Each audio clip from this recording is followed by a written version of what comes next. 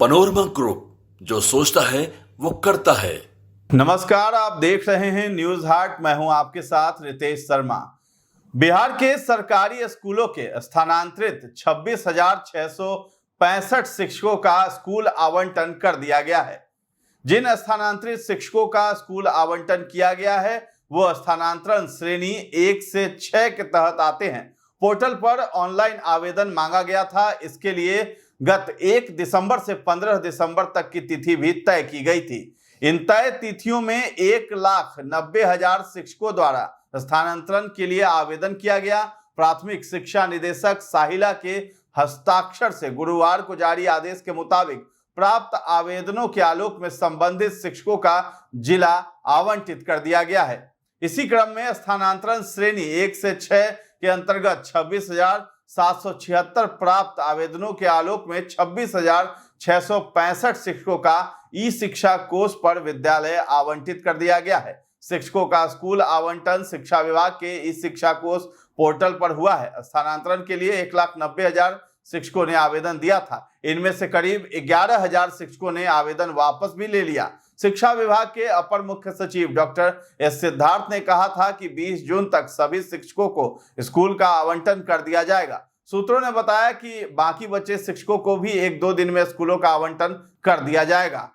लेकिन इसी बीच बिहार में सरकारी स्कूलों के शिक्षकों के लिए एक नया फरमान भी जारी हो गया है। इसके तहत अगर स्थानांतरण स्वीकार नहीं है तो शिक्षक अपने पुराने विद्यालय में ही बने रह सकते हैं, लेकिन नए स्कूलों में योगदान नहीं देने वाले शिक्षक अगले 1 साल तक ऐच्छिक स्थानांतरण के लिए आवेदन नहीं कर पाएंगे। प्राथमिक शिक्षा निदेशक साहिला ने शनिवार को इस बाबत आदेश जारी किया है। बता दें कि विभाग के अनुसार स्थानांतरण आदेश के आलोक में योगदान करने नहीं करने की कार्रवाई 30 जून तक पूरी करनी होगी।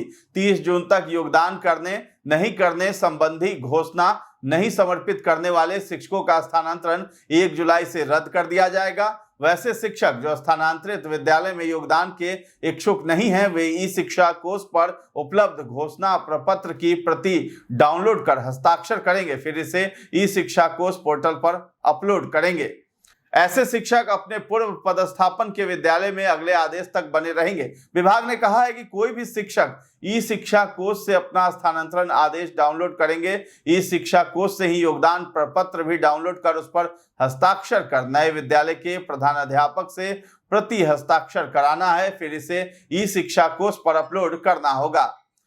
तो शिक्षा विभाग ने 34,000 प्राथमिक शिक्षकों का तबादला किया है। जानकारी के अनुसार राज्य में कक्षा 1 से 5 तक के शिक्षकों द्वारा कुल 45,885 स्थानांतरण आवेदन प्राप्त हुए। इसमें स्थानांतरण का मुख्य कारण इच्छित स्थान से वर्तमान विद्यालय की दूरी को बताया गया। इन आवेदनों से 34,441 शिक्षकों का स्थानांतरण उनके जिले के भीतर या अन्य जिलों में कर दिया गया है। शेष आवेदनों पर वर्तमान विद्यालय या उनके द्वारा चयनित विद्यालयों में छात्र शिक्षक अनुपात प्रतिकूल होने के कारण विचार में नहीं लिए जा सके हैं। तो जो शिक्षक अपना स्थानांतरण नहीं चाहते हैं उन्हें ये प्रक्रिया अपनानी होगी। ई शिक्षा कोष से प्रपत्र को डाउनलोड करना होगा, हस्ताक्षर कराना होगा, फिर उसे अपलोड करना होगा।